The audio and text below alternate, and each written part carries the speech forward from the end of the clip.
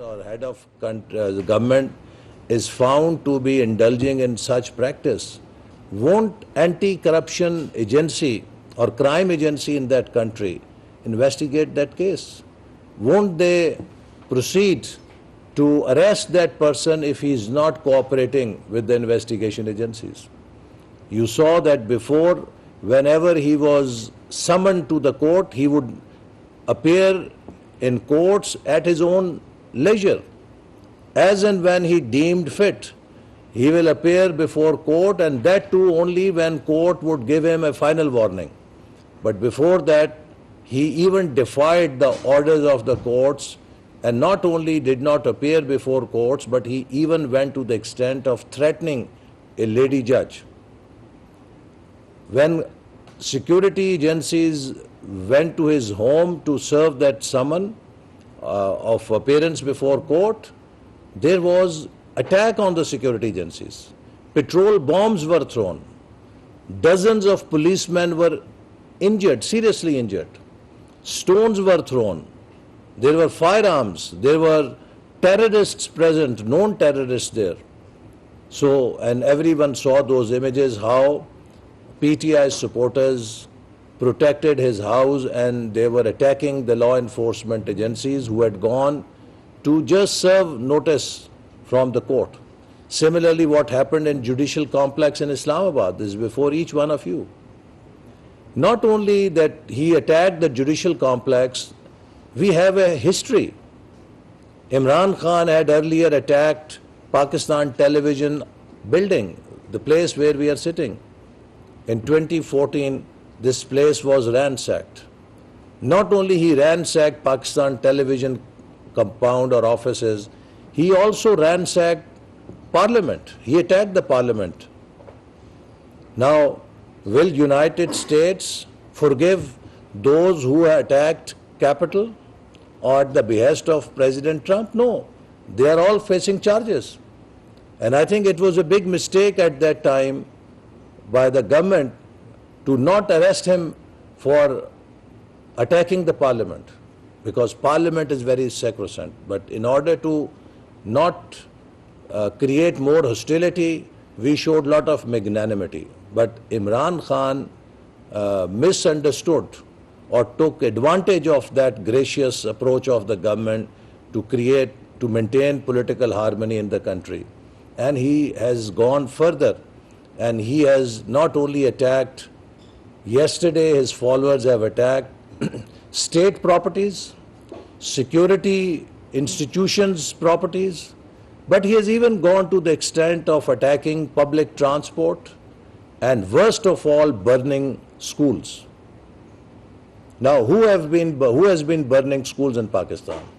It has been the extremists, and now the credit goes to PTI, who have burnt schools also in this country.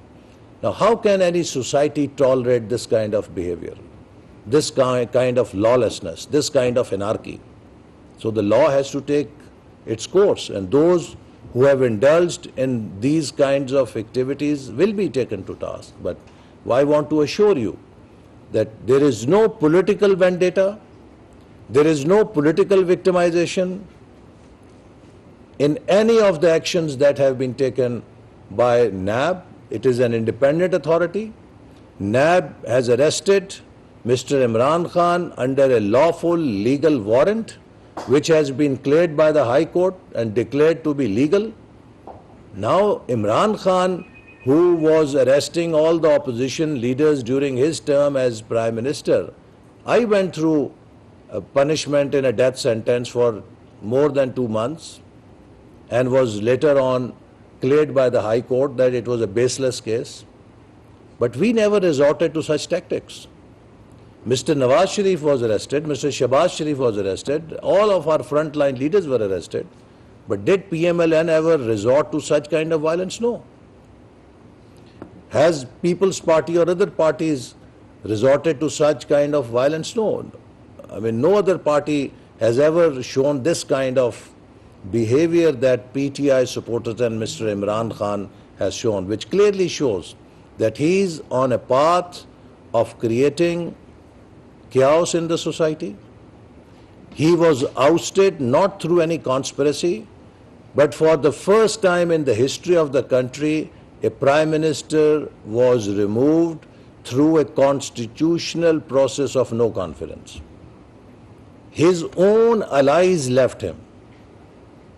There was no PTI dissident who voted in no confidence motion.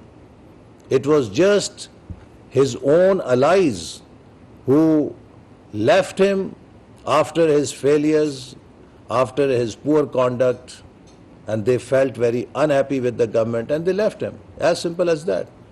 And majority came on the opposition side. It was a constitutional vote of no confidence and he was ousted. Instead of accepting that decision in a sportsman manner, he said it's either my way or highway.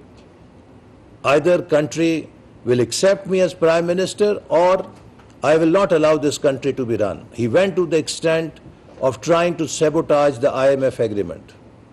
He went to the extent of sabotaging countries' relief efforts after the climate disaster that hit us. His party went to the extent of calling international agencies not to help the government in the wake of that climate disaster. So, unfortunately, the behavior that PTI has been demonstrating has been very unethical, undemocratic, and purely fascist. And we are reminded how in history demagogues have caused destruction to their societies. But Pakistan will not be allowed to become hostage to such politics of demagoguery or fascism. We are a democratic country. If Imran Khan feels that he has been unfairly arrested, he can prove his innocence before the court of law, just as we did. I proved my innocence before court of law. All the leaders from opposition, they contested their cases before courts. That is the democratic way. But this is no way that you start inciting people for violence.